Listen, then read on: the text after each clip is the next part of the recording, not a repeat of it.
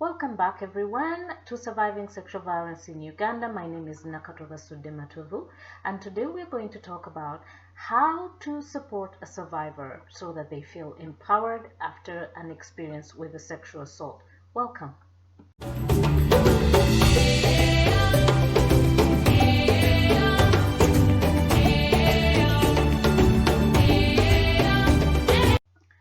It's inevitable that at some point in our lives we are all going to be called upon to support someone who is struggling with a sexual assault or is a victim of crime. So first and foremost, I would like to ask you, how would you like to be supported if you were a victim of some form of crime?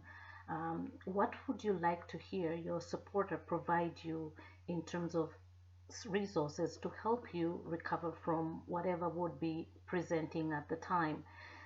If you are going to support someone who is a survivor of a sexual assault, I would like to suggest that one of the first things that you check in with them is to find out if they're safe. Safety is very important, either with you as they're talking to you, but also in their environments. Are they being abused at home? Are they being abused at work? So if they identify that there is abuse in some of the spaces that they live in or they work in, then you work with them collaboratively to come up with a safety plan that supports their needs.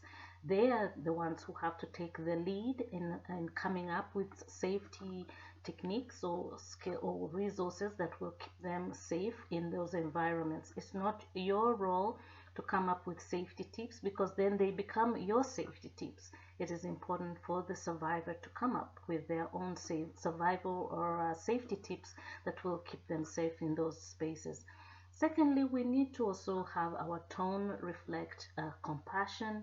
We need our tone to reflect empathy, and it has to be non-judgmental. There's nothing as disruptive, as destabilizing for a survivor who comes for support and feels judged by statements such as, tell me, what were you doing there?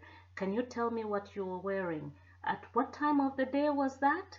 Those kind of questions are almost like an inquiry as opposed to support, and they normally destabilize and do not create safety for the survivor to come in and get the support that they need.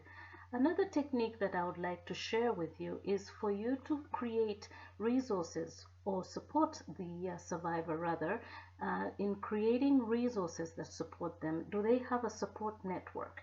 Do they have friends, relatives, anyone who is willing to support them?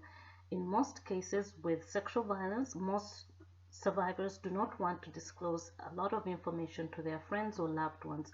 So you might be the only resource or the only support network on that list. So again, discuss with the survivor your availability so that you're both on the same page and you're not being expected to be available all the time to them, and help them then create resources that will support them when you're not available.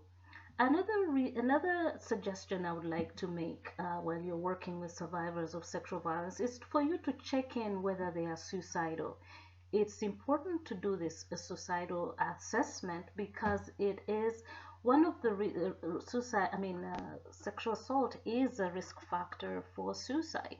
It creates depression, and when people have a lot of feelings or thoughts about how they feel badly about themselves or the situation, they might have suicidal ideation, which might lead to suicide behavior. So it's important for you to do a suicide check and make sure that there is a safety plan in the event that the survivor is feeling suicidal. I can't emphasize enough the piece around empathy and tone. It is important for them, for the survivors, to feel that they are being heard, that they are being listened to, and that they are not being blamed. It is important for you to constantly and consistently let them know that you believe them, because they are not believed in many of the spaces they are in.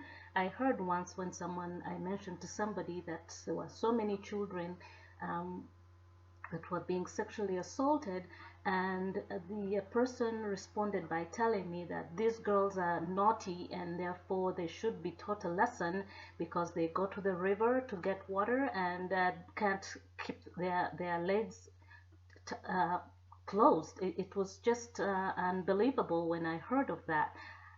So it is important for us to start demystifying some of these myths around why people are sexually assaulted. And those are some of the things that might be coming up for the survivor, blaming themselves based on those myths. So it is your role to demystify these myths and let them know that these are just myths and they exist because they support a system that is systematically designed to oppress them in such a manner. So it is important for me to let you know that some of these discussions can continue on with the survivor so that they are aware that these are myths and they do not have to internalize them in order for them to feel like they are part of the process. So it is important for me to let you know that also one of the ways of supporting a survivor is to check in with about their self-care. What do they do to take care of themselves? What do they do to take care of their needs when they're feeling overwhelmed with feelings of worthlessness and hopelessness and feeling like they are isolated, because sexual violence exists in a shroud of secrecy, and most of the time survivors feel isolated and alone. So it's important for us to encourage them to talk about some of these things that are going on. I would like to hear what you thought about this video, and also I would like to hear your comments on how you support survivors in your community. Until then, my friends, take care of yourselves and others. Goodbye.